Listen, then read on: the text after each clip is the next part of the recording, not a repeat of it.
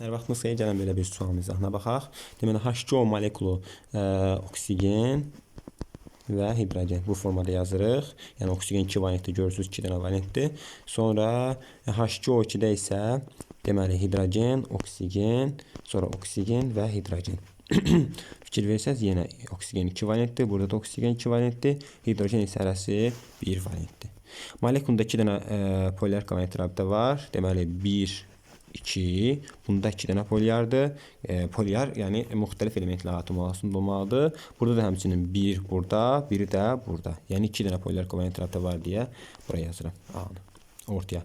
Molekulda bir dənə qeyri-polyar kovalent rabitə var. Hə, bax, burada qeyri-polyar bir dənədir. Niyə?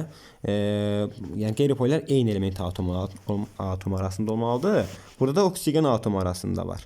Yəni oksigen eyni olduğu üçün burada qeyri-polyar var. Amma burada yoxdur. Fikir verirsiniz, hərəsi müxtəlifdir. Hidrogen, oksigen, sonra hidrogen, oksigen. Ona görə molekulda bir qeyri-polyar var. Bu artıq olur B, H2O2-yə.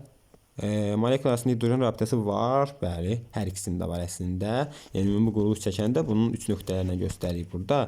Ona görə hər ikisində var. C. Oksidlər sinifinə aiddir. Su, H2O. H2O2 peroksiddir. Yəni oksid sayılmır əslində. Və hidrogen yaman məhsuldur. Hidrogen oksigenlə yanında H2O əmələ gətirdiyi üçün bu da olacaq Y. Yəni hidrogen oksigen ilə yanında H2O əmələ gəlir.